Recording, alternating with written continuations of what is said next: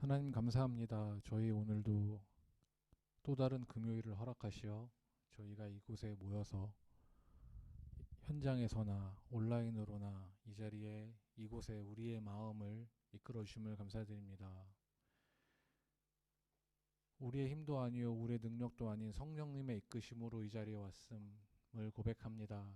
우리가 이 시간 가운데 그 성령님과 더 깊은 교제를 나누는 귀한 시간 되게 하여 주시옵소서.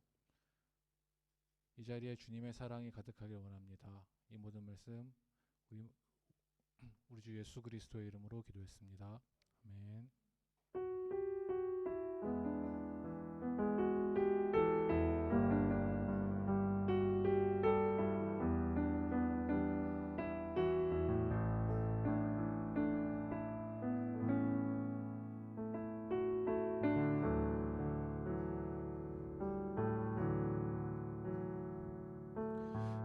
하늘에 계신 아버지 그 크신 사랑은 가득 차고도 넘쳐 이곳에 흘러내리네.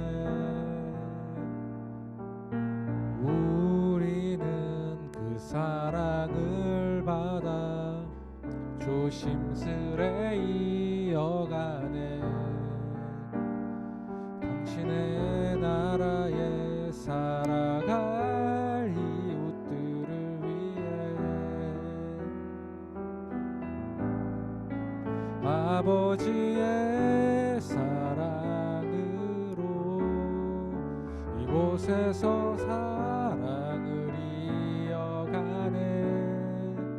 어딘가에서 부딪히고 다른 곳에서 넘어져도 아버지의 사랑으로 우린 한 번 더 일어서네. 하늘의 마음이 닿을 수 있도록 그 사랑이 이곳에 온전히 흘러가도록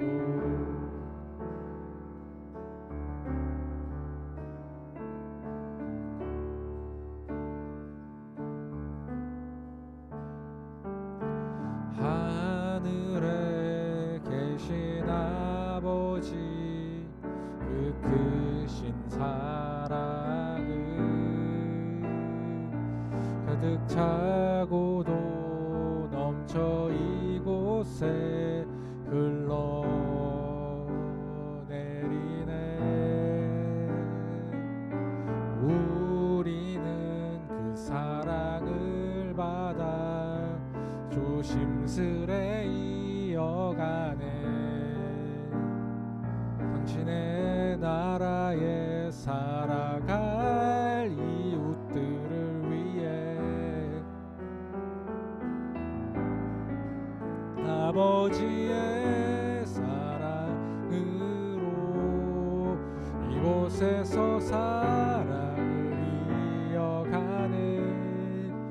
어딘가에서 부딪히고 또 다른 곳에서 넘어져도 아버지의 사랑으로 우린 한 번 더 일어서네. 하늘의 마음이 닿을 수 있도록 그 사랑이 이곳에 온전히 아버지의 사랑으로 이곳에 사랑을 이어가네. 어딘가에서 부딪히고 또 다른 곳에서 넘어져도 아버지의 사랑으로 우린 한 번 더 일어서네. 하늘의 마음이 다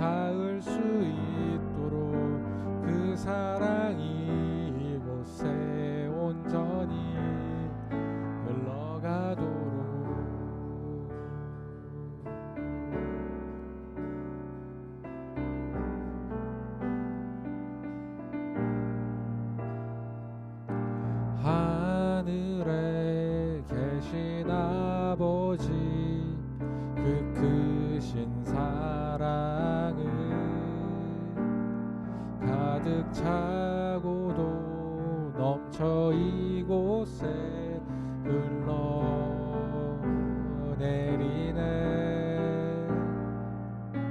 우리는 그 사랑을 받아 조심스레 이어가네.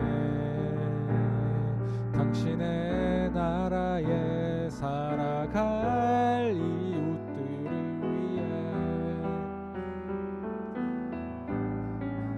아버지의 사랑으로 이곳에서 사랑을 이어가네. 어딘가에서 부딪히고 또 다른 곳에서 넘어져도 아버지의 사랑으로 우린 한 번 더 일어서네. 하늘의 마음이 닿을 수 있도록 그 사랑이 이곳에 온전히 아버지의 사랑으로 이곳에서 사랑 이어가네. 어딘가에서 부딪히고 또 다른 곳에서 넘어져도 아버지의 사랑으로 우린 한 번 더 일어서네. 하늘의 마음이 닿을 수 있도록 그 사랑이 이곳에 온전히 흘러가도록 우리 이 시간 가운데 우리 주님의 사랑이 이곳에 흘러넘치고 우리가 그 사랑을 느낄 수 있게 해달라고 함께 기도하겠습니다.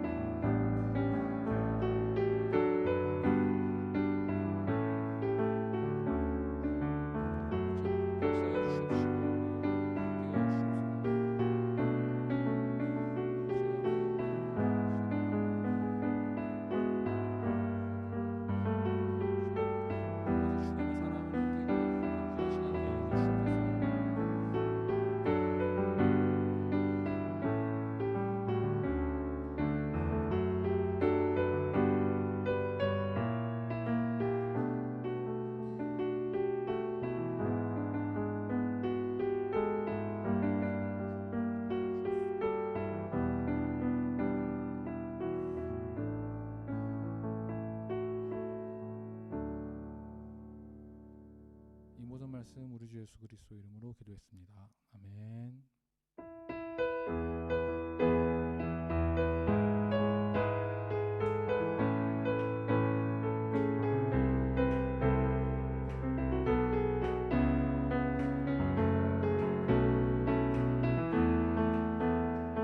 나보다 나를 더 잘 아시는 주님, 나보다 나를 잘 아시는 주님, 내가 주를 떠나 어디로 가겠나이까. 나 어딜 가든지 주의 손이 나를 인도하시며 주의 오른손이 나를 붙드시리라. 나를 창세 전부터 계획하신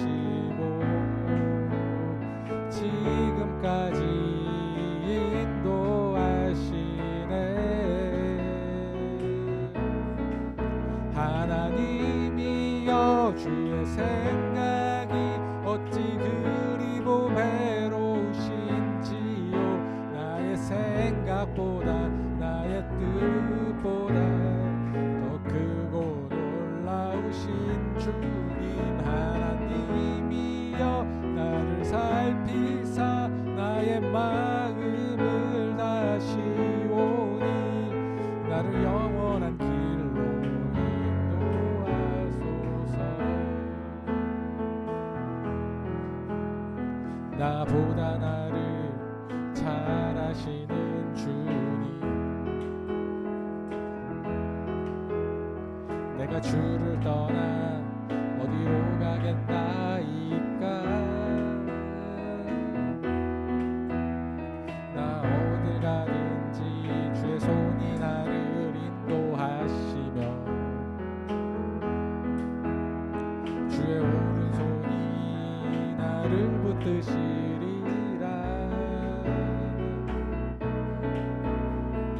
나를 창세 전부터 계획하시고 지금까지 인도하시네. 하나님이여 주의 생각이 어찌 그리 보배로우시지요. 나의 생각보다 나의 뜻보다 더 크고 놀라우신 주님, 하나님이여 나를 살피사 나의 마음을 다시오니 나를 영원한 길로 인도하.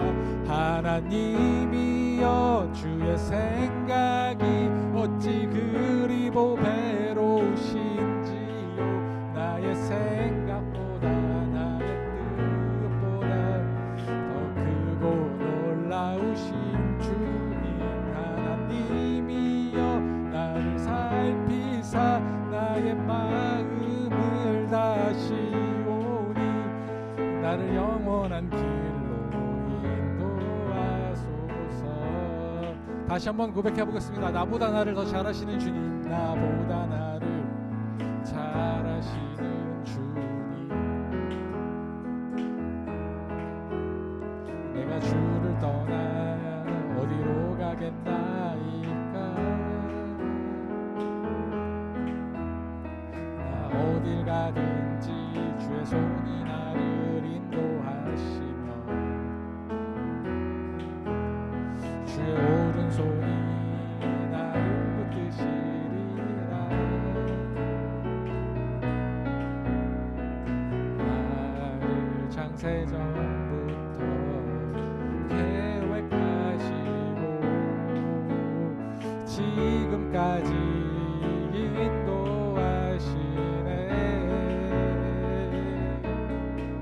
하나님이여 우리의 생각이 어찌 그리 보배로우신지요.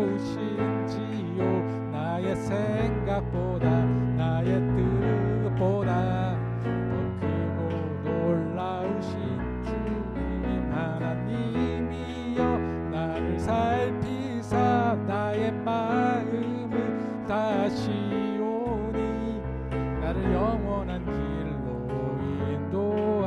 하나님이여 주의 생각이 어찌 그리 보배로우신지요.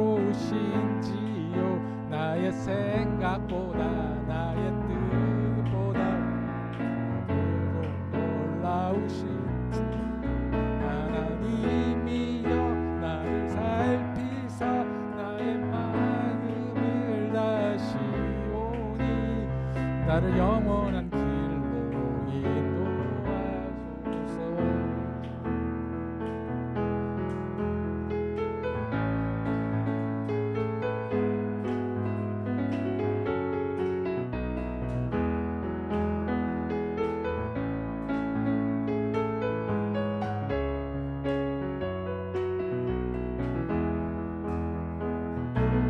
여호와를 즐거이 불러 기쁨으로 주께 나가리.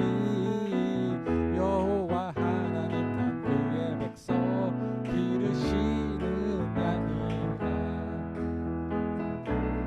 여호와를 즐거이 불러 기쁨으로 주께 나가리. 여호와 하나님 난 주의 백성 기르시는 양이. 여호와를 즐거이 불러 여호와를 즐거이 불러 기쁨으로 나가리. 여호와 하나님 난 그의 백성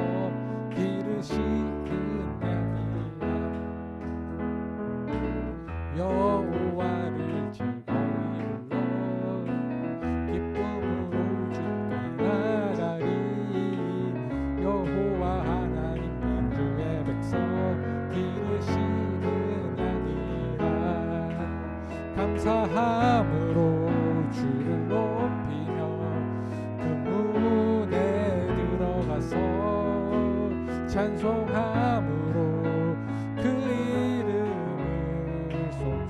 송축할지어다. 감사함으로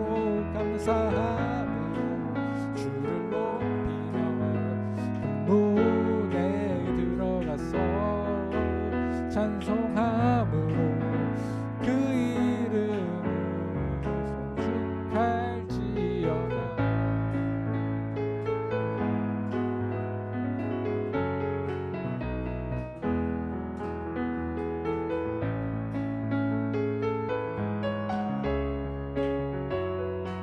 다시 믿음으로 고백하겠습니다.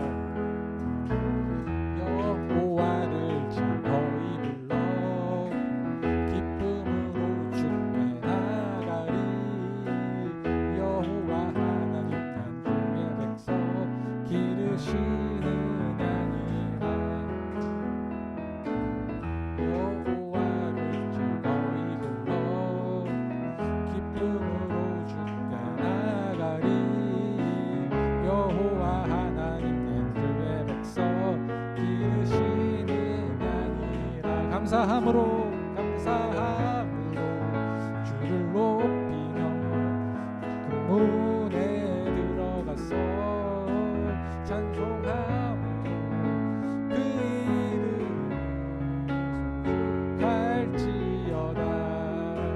감사함으로 주를 높이며 문에 들어가서 찬송함으로 그 이름을 송축할지어다. 주의 선함과 인자하심이 영원하고 주의 성실하심이 대대에 미치리로다. 감사함으로 주를 높이며 그 문에 들어가서 찬송함으로 그 이름을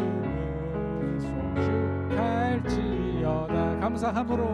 감사함으로 주를 높이며 그 문에 들어가서 찬송함으로 그 이름을 송축할지어다. 찬송함으로 그 이름을 송축할지어다.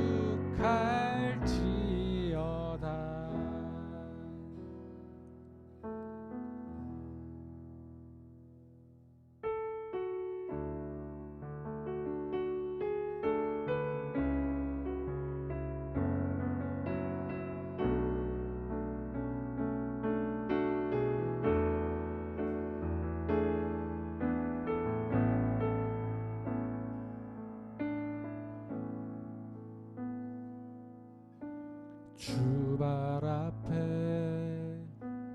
무릎 꿇고 그 사랑에 남기네. 어떤 말도 그 어떤 소리도 그 발 앞에서 잠잠해지네.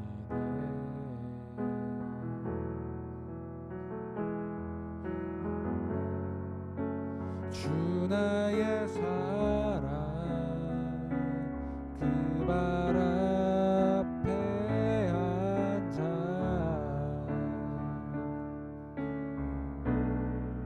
내 모든 기도는 사랑의 노래가 되네.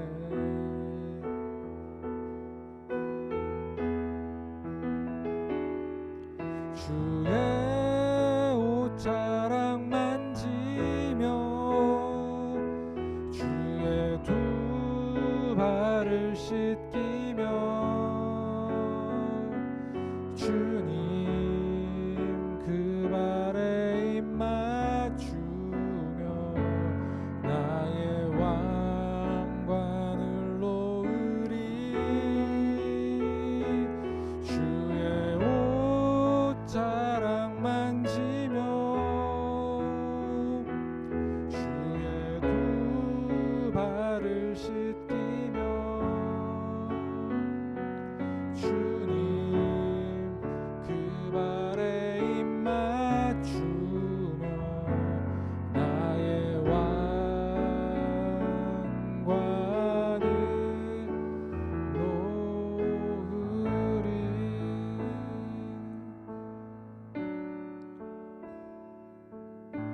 주 발 앞에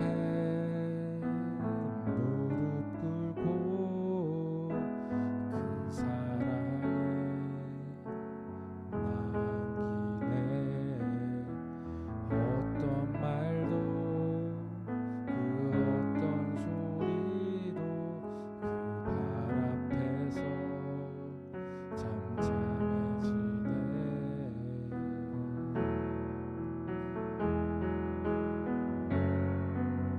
주 나의 사랑 그 발 앞에 앉아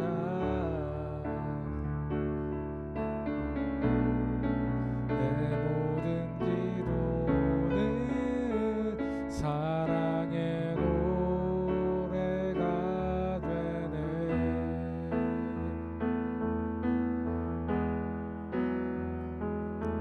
주의 옷자락 만지며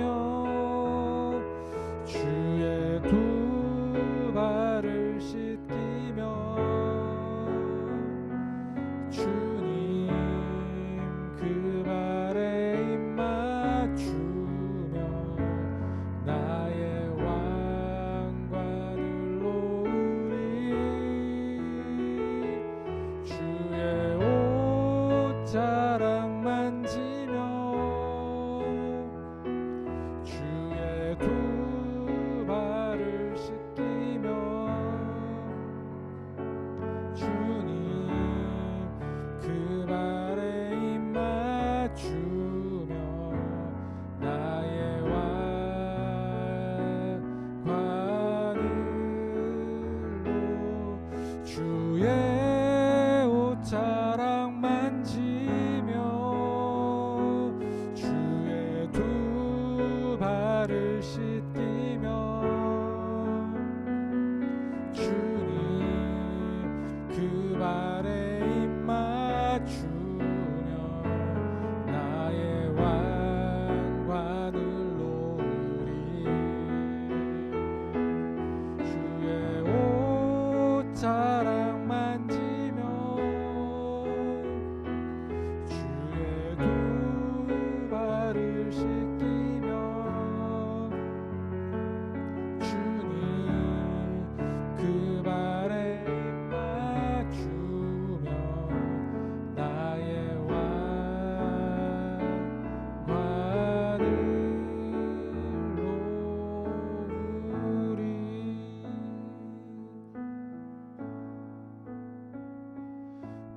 보여지는 예배 아니 마음으로 드리는 예배 노래하는 찬양보다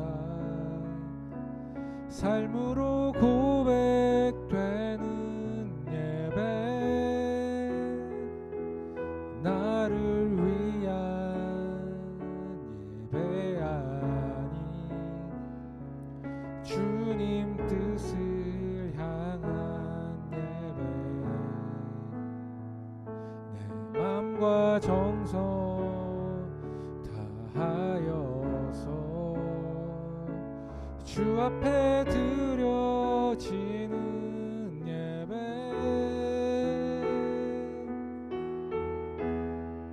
주 앞에 엎드려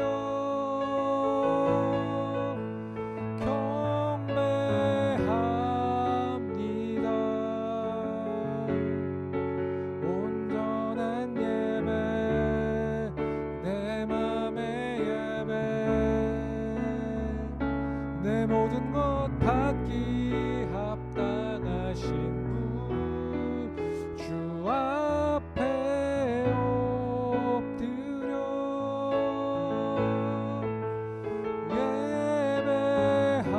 예배합니다. 나의 모든 삶 나의 모든 뜻 말씀 앞에 순종하는 삶의 예배 드리기 원하는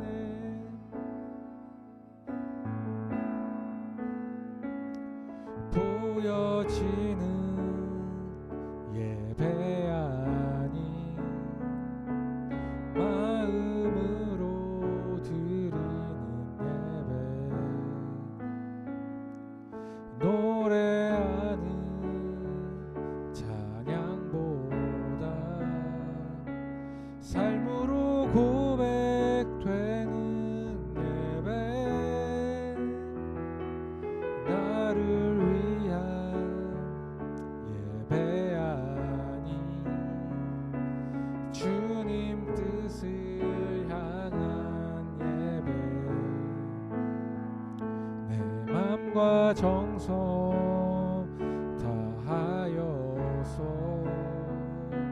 주 앞에 드려지는 예배,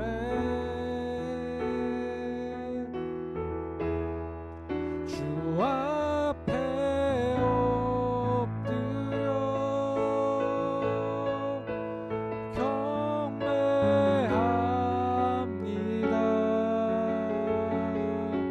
온전한 예배, 내 맘의 예배,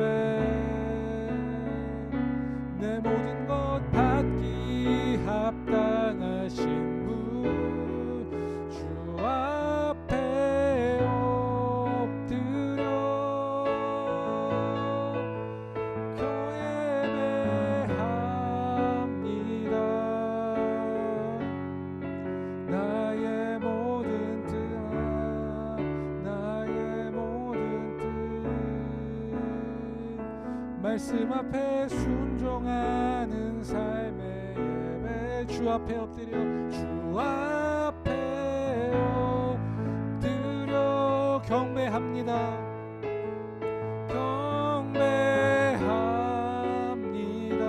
온전한 예배, 내 마음의 예배, 온전한 예배, 내 마음의 예배, 내 모든 것 받기에 합당하신 분,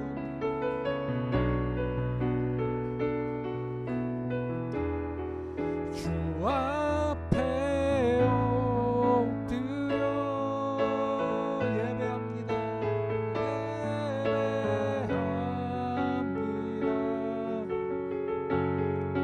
나의 모든 삶, 나의 모든 뜻, 말씀 앞에 순종하는 삶의 예배 드리기 원하는, 우리 오늘 이 시간을 위해 기도하겠습니다. 우리 성령님의 이끄심에 순종하여 이 자리에 나왔습니다. 이 예배는 오로지 주님의 것이니 우리가 이 시간 가운데 주님께 모든 것을 드리고, 그리고 오로지 주님께 집중하고 그분께 온전히 나를 내어놓을 수 있는 시간이 되게 해달라고 함께 기도하겠습니다.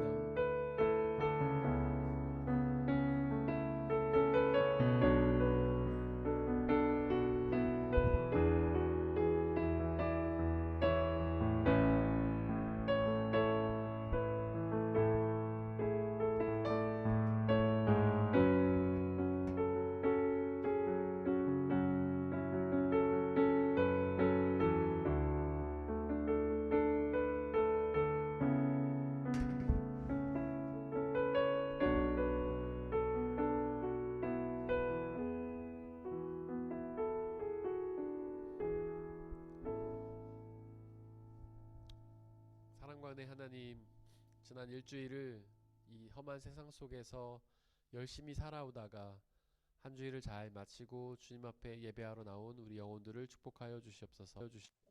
시간에 당신의 진리의 말씀들을 우리에게 주시고, 또 그 말씀을 통해 영원한 생명의 비밀을 알리시고, 그 말씀을 통해 참된 기쁨과 자유를 누릴 수 있는 귀한 시간으로 인도하여 주시옵소서. 세상 속에서 무뎌진 우리의 마음과 막혀진 우리의 눈과 귀를 하나님 열어주시고, 주님의 말씀을 향해 고개를 들고 귀를 기울이고 마음을 열어 그 말씀을 온전히 받아들이게 하여 주시고, 말씀이 주시는 놀라운 은혜를 받아 누리는 귀한 시간으로 인도하여 주시옵소서. 우리 주 예수 그리스도의 이름으로 기도드렸습니다. 아멘. 우리 예수님의 이름으로 금요 집회에 나오신 여러분들을 진심으로 환영합니다. 지난 일주일 수고 많으셨고요. 또 이제 주말도 맞이하는데 우리 말씀과 예배로 시작하는 여러분들에게 주님의 은혜가 가득하시기를 소망합니다. 저희가 누가복음 계속해서 이어가고 있는데 오늘은 11절 말씀을 먼저 살펴보려고 합니다. 우리 함께 11절 말씀 읽을까요? 시작. 그때 주님의 천사가 사가랴에게 나타나서 분향하는 제단 오른쪽에 섰다. 12절에 보면 천사가 나오죠. 제가 천사에 대해서는 전에도 한번 설명드린 적이 있었는데 지금 잠깐 우리가 요약을 하고 넘어가자면, 성경에는 두 종류의 천사가 나옵니다. 먼저 이제 하늘의 천사가 나오죠. 그리고 이 땅의 천사가 나옵니다. 땅의 천사. 이 천사라는 말 자체가 앙겔로스라는 헬라어예요. 앙겔로스. 근데 우리가 천사를 생각하면 어떻습니까? 이렇게 막 머리에는 후광 같은 게 나오고 날개 달리고 뭔가 신비한 능력을 행하고 그다음에 뭐 이렇게 천사 그러면 보통 조그맣고 귀여운 모습으로 많이 그려지죠. 근데 사실 천사라는 것은 단지 그런 모습을만 가진 것은 아니에요. 우리가 영적인 존재로서 천사, 영적인 존재로서의 천사, 하늘의 천사를 우리가 영적 존재로서의 천사라고 하는데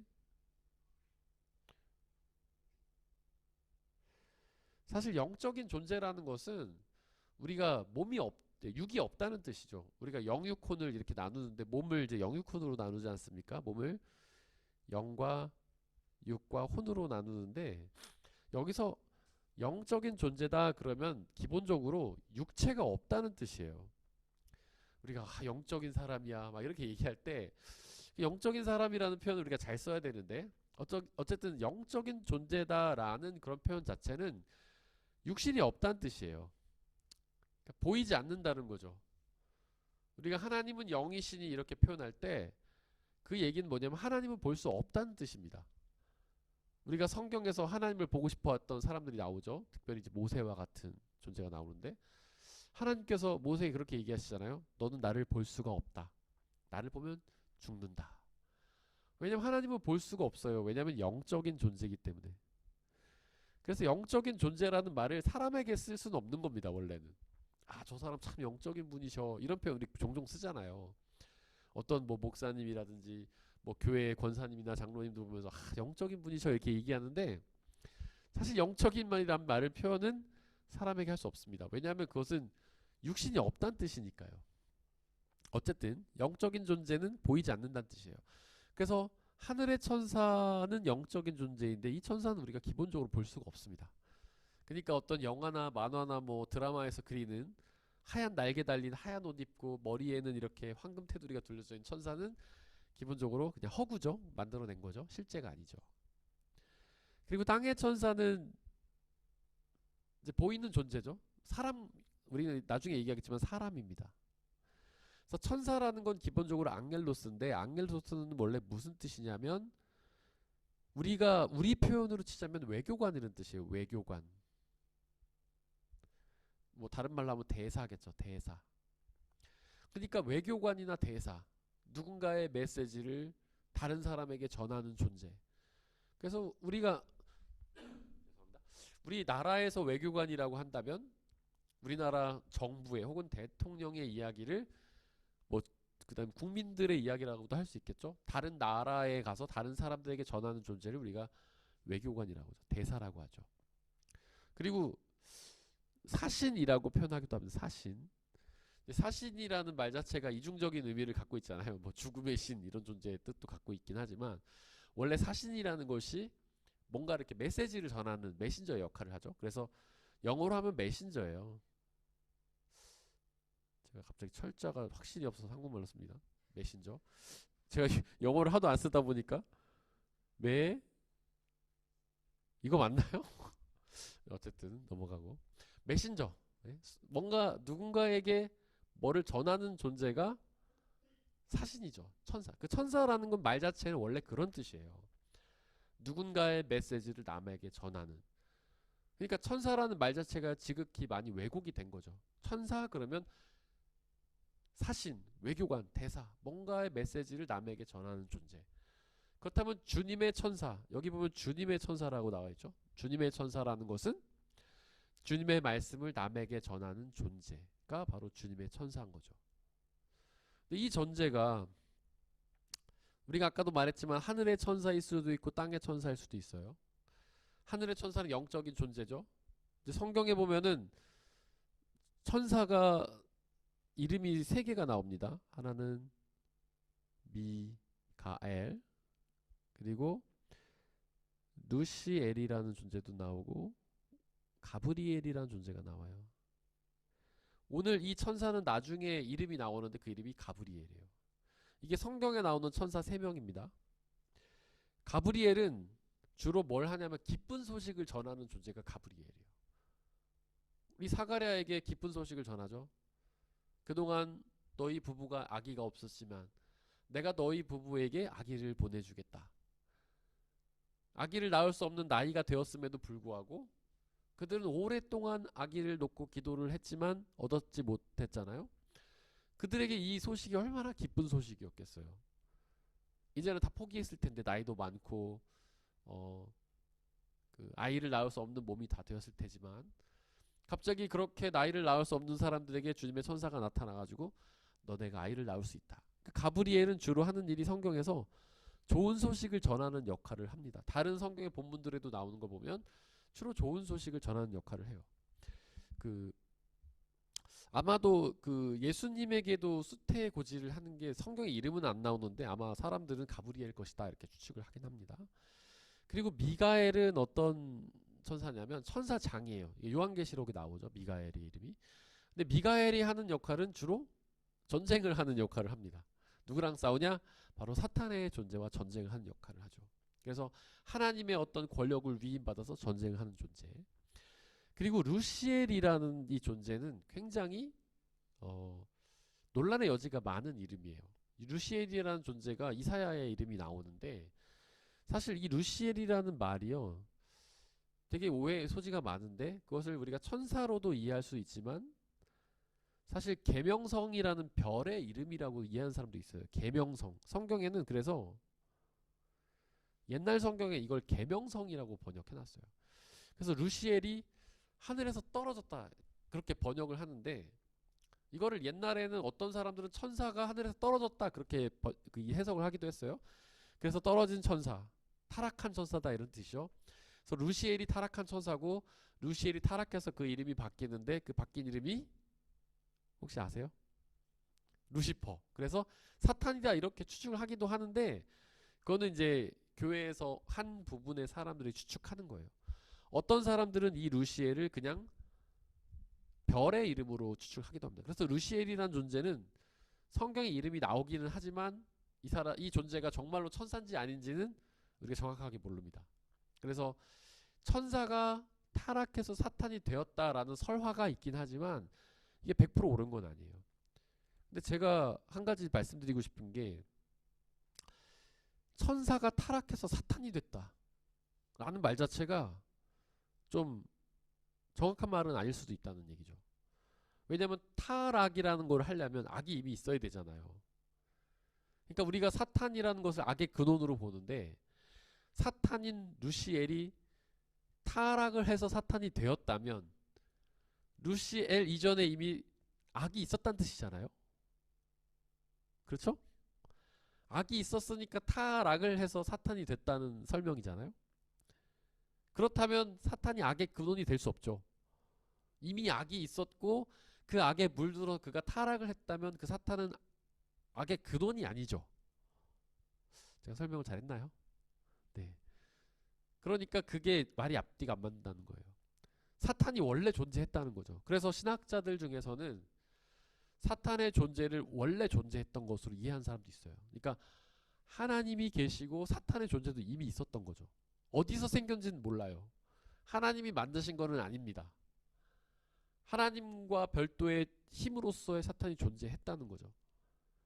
하지만 그 사탄은 하나님의 어떤 그 주권 안에, 권력 안에 있는 거죠. 욥기에 보면은 사탄이 욥을 시험하러 갈 때에 하나님의 허락을 받지 않습니까? 그 성경이 말하고자 하는 것은 뭐냐면, 악이란 사탄이란 존재가 있는데 그 존재가 바로 하나님의 주권 아래 있다는 걸 우리에게 얘기해 주는 거예요.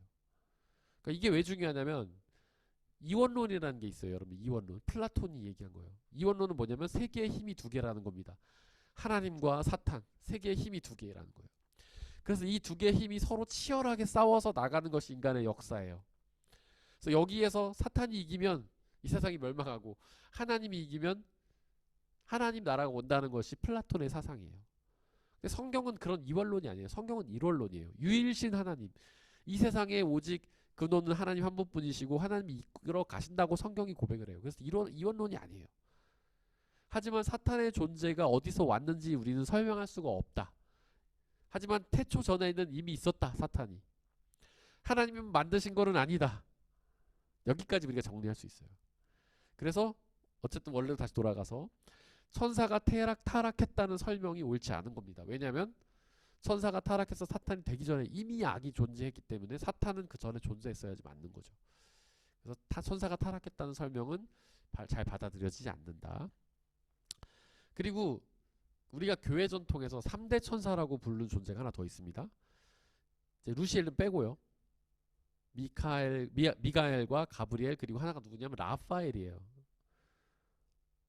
라파엘이라는 이름 들어보셨죠?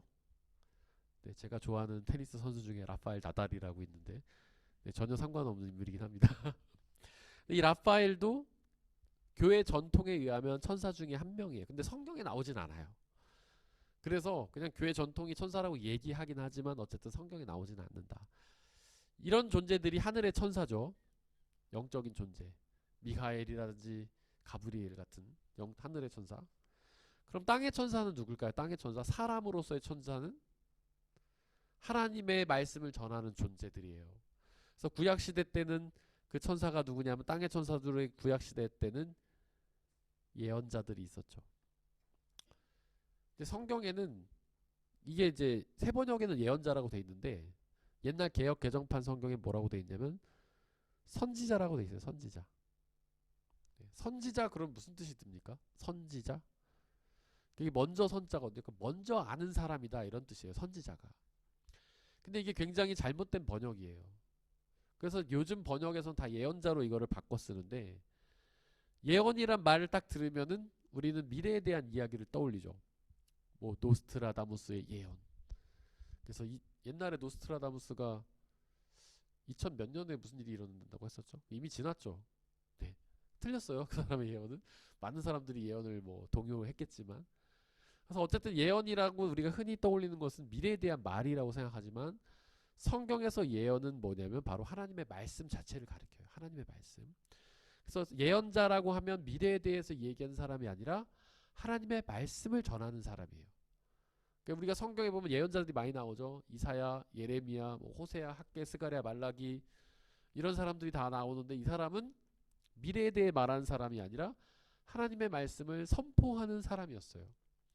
그냥 전하는 게 아니고 뭐 성경을 우리가 있는 대로 그냥 읽는 게 아니고 성경을 읽은 후에 그것을 해석하고 설명해주고 적용해주는 역할을 했던 거예요. 그러니까 지금으로 말하면 뭡니까? 옛날에 예언자가?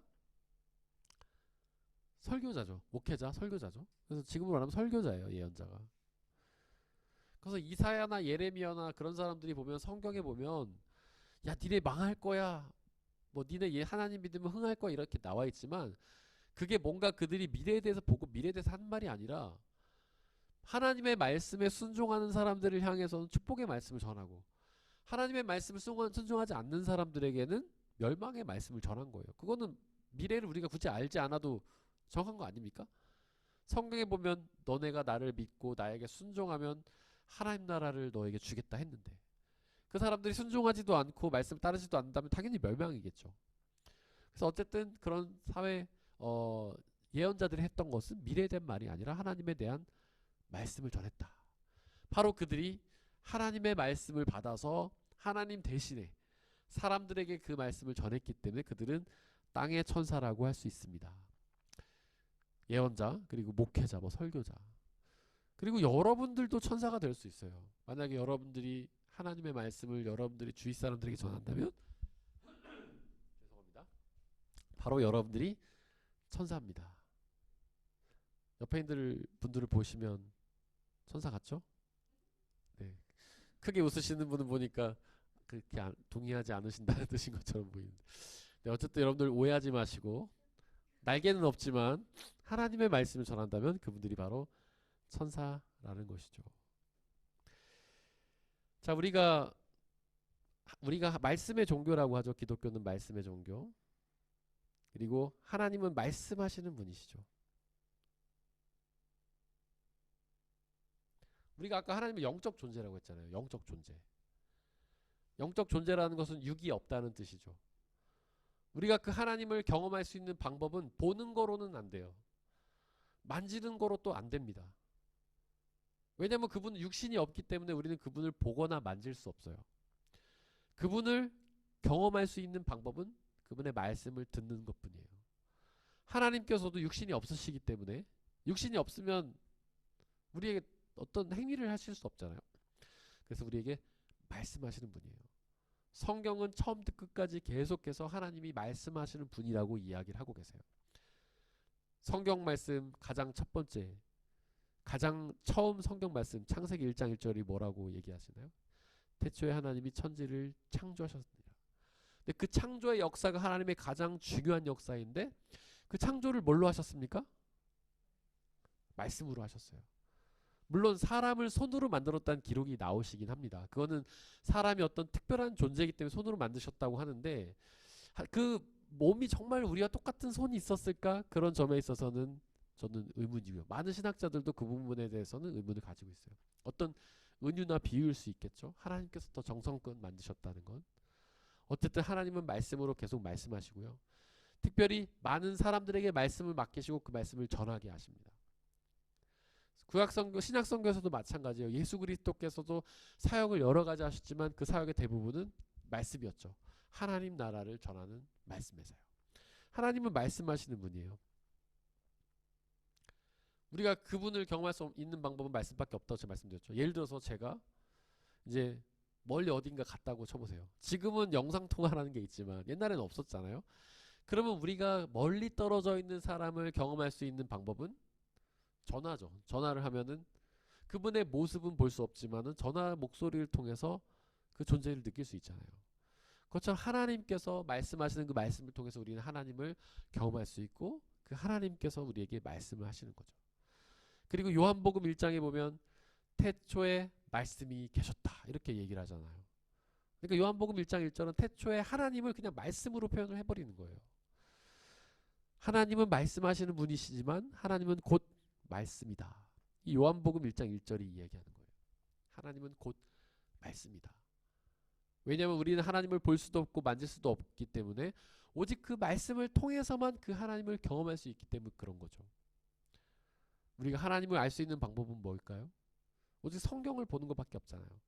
성경에 기록된 하나님의 말씀을 보는 것 외에는 그 하나님을 경험할 수 있는 방법이 없지 않습니까? 그래서 그 말씀이 곧 하나님이신 거예요. 우리한테는. 물론 성경책이 하나님이란 뜻이 아니에요. 여러분들. 뭐 어떤 분들은 성경책 자체를 되게 신성하게 여기죠.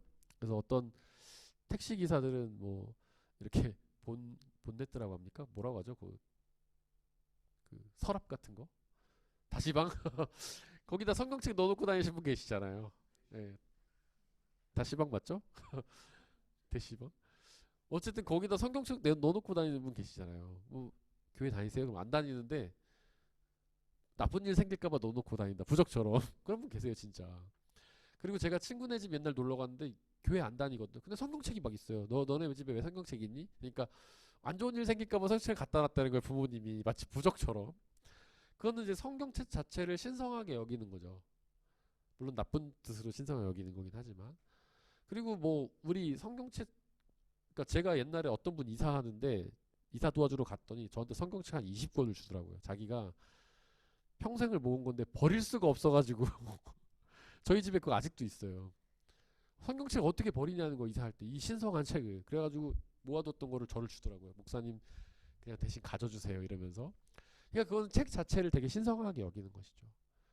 하지만 성경이 거룩한 이유는 뭐예요? 그 책이 거룩해서가 아니라 그 안에 담겨져 있는 말씀이 하나님의 말씀이기 때문에 그것이 거룩한 것이죠. 그러니까 성경책 자체를 물론 너무 막대하면 안 되겠죠.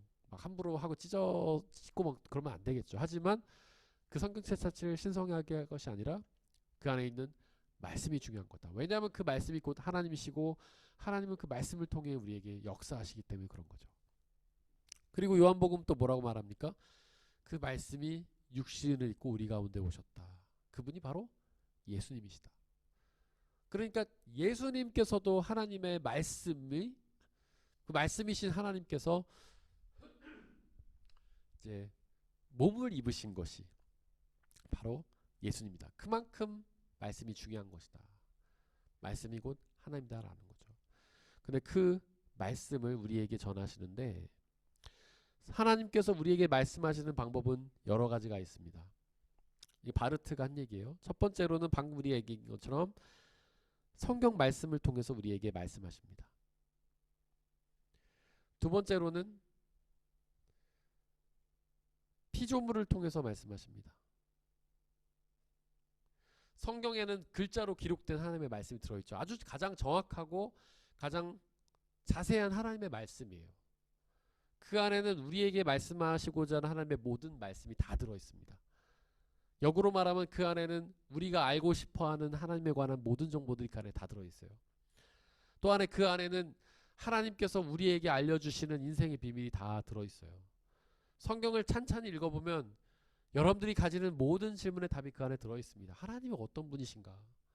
하나님은 어떻게 역사하시는가? 하나님은 어떻게 나에게 무엇을 바라시는가? 나에게 인생에 주신 목적이 무엇인가? 나는 왜 살아가고 있는 것인가? 나는 이런 어려움을 어떻게 이겨야 되고 고난을 어떻게 극복해야 하는가? 나는 어떻게 하나님 나라에 들어갈 수 있는가? 나의 인생의 사명은 무엇인가? 우리가 궁금해하는 모든 것들이 말씀 안에 다 들어있습니다. 우리에게 필요한 말씀들을 다 말씀에 놓으셨어요. 그래서 여러분들이 궁금한 게 있으면 말씀을 읽으시면 그 안에 다 답이 들어있어요. 가장 성경 말씀이 가장 자세하고 가장 정확한 하나님의 말씀이에요. 그리고 하나님은 피조물을 통해서 우리에게 말씀하세요. 우리가 이 온 우주 만물들, 피조물들은 온 우주 만물들을 뜻하는 것이죠. 해와 달과 별과 동식물들과 우리를 보면은 그 안에 하나님의 말씀이 담겨져 있다는 거예요. 태초에 하나님 우리를 창조하실 때 당신의 형상으로 창조하셨죠. 그래서 형상은 외모가 아니라 내면의 모습이죠. 겉모습이 아니라 내면의 모습. 그래서 그 형상을 뜻하는 히브리어 첼렘은 원래 이미지란 뜻이에요. 근데 하나님이 그 형상대로 우리를 지으셨어요.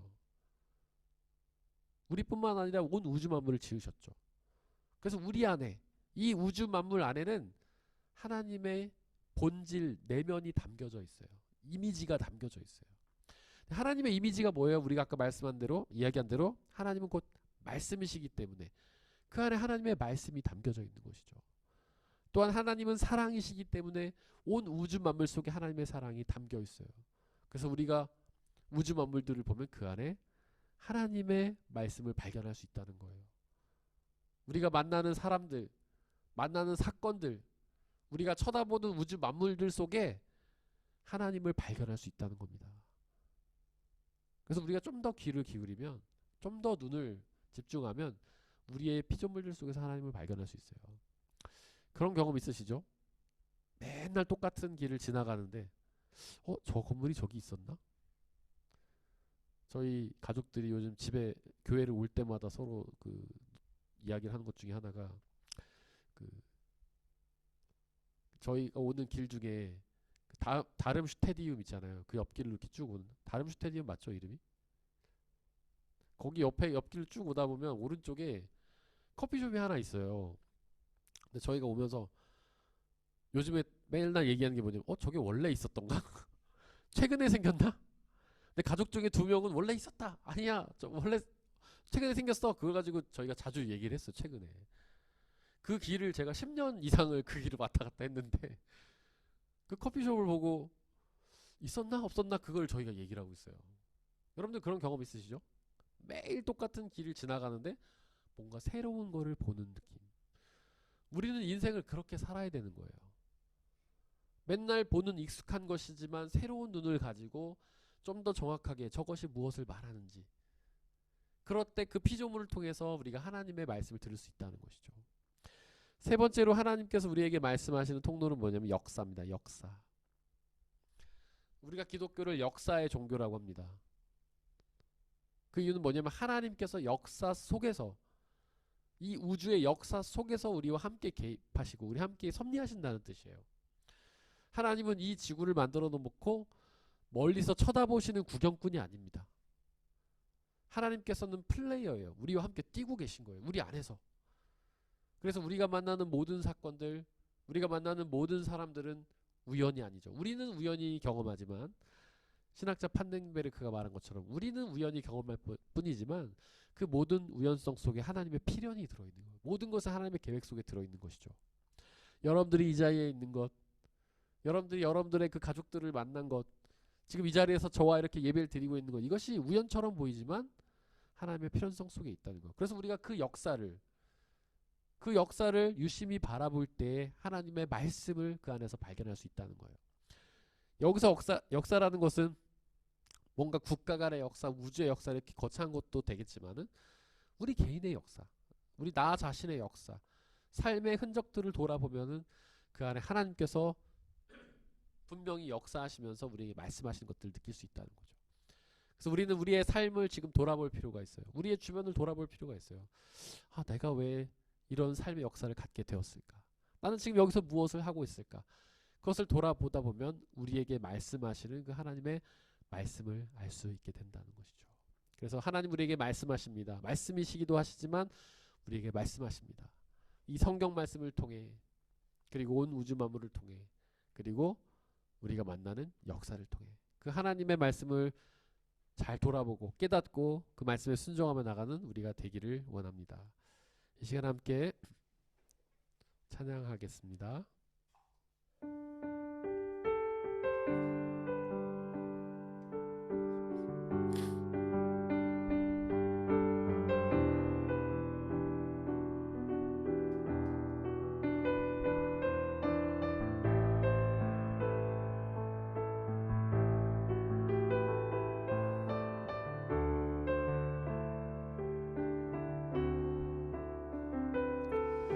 우리가 살고 있는 이 세상은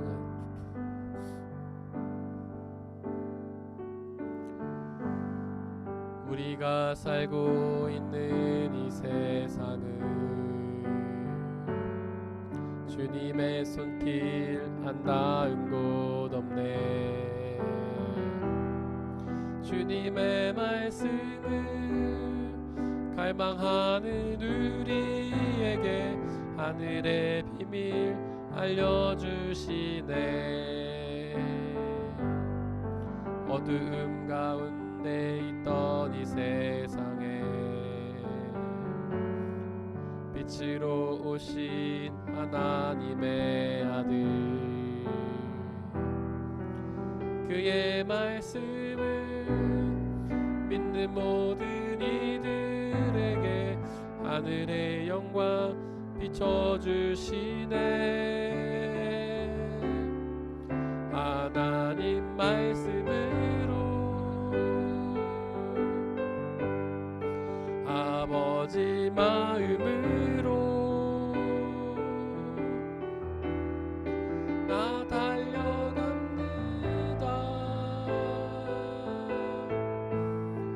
나 돌아갑니다. 말씀이 육신 되어 말씀이 내 삶 되어 주 나라 이곳에 주님 뜻 내 안에 이루소서. 우리가 살고 있는 이 세상은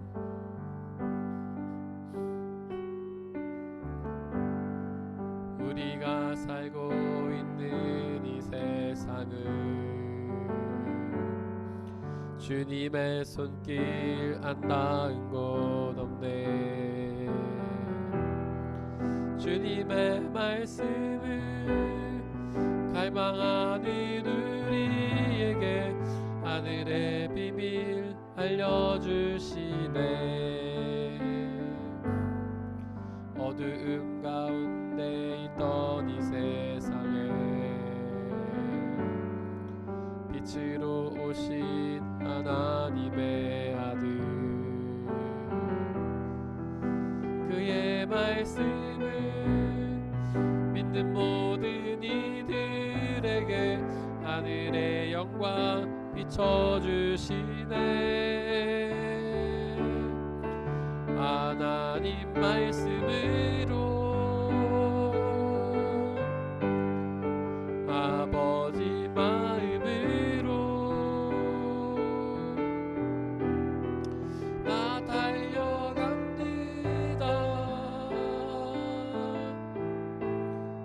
나 돌아갑니다.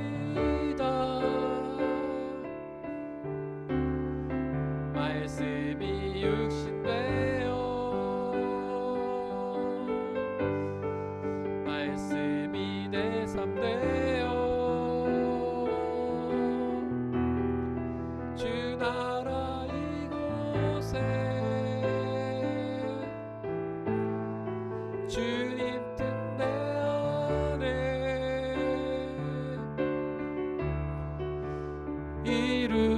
듣지 못했던 마음,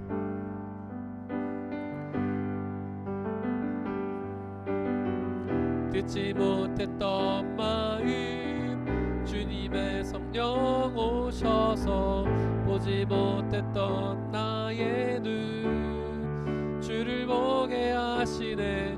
듣지 못했던 마음, 주님의 성령 오셔서 보지 못했던 나의 눈 주를 보게 하시네. 하나님 말씀으로,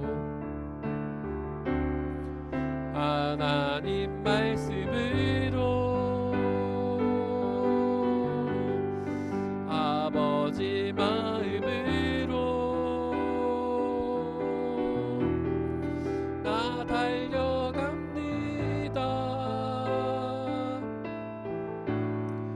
나 돌아갑니다.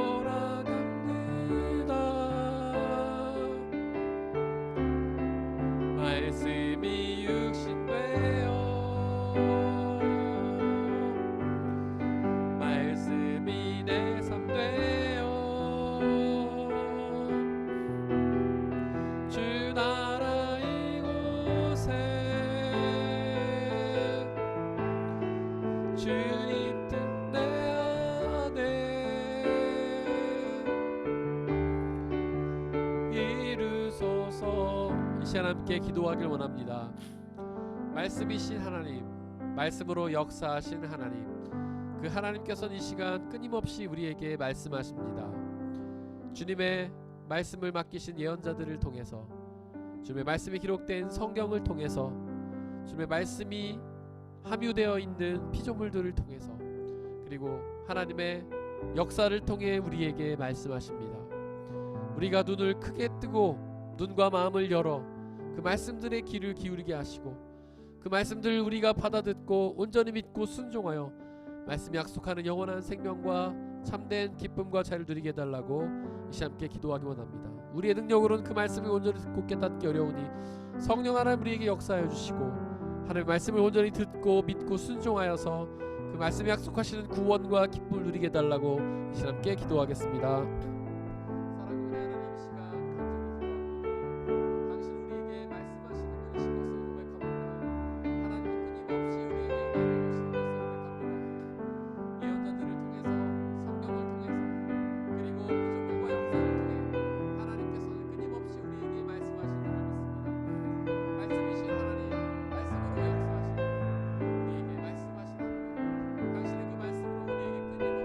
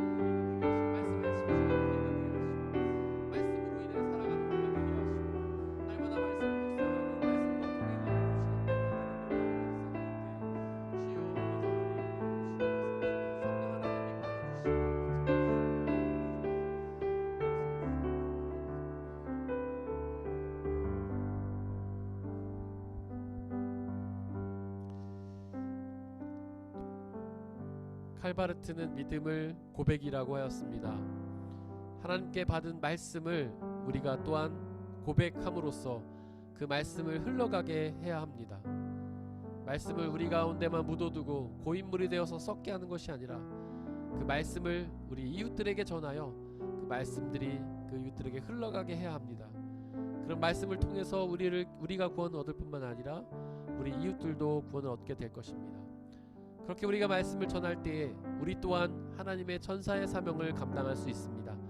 우리 모두 천사가 되어서 하나님이 우리에게 맡기신 그 말씀들을 우리 이웃들에게 전하고 우리 이웃들도 그 영원한 생명 받을 수 있도록 그 일에 헌신할 수 있도록 성령 하나님의 도우심을 통해 말씀 전하는 사명을 감당하게 달라고 기도해 주시고 또한 개인적으로 들고 나온 기도의 제목으로 기도하시겠습니다.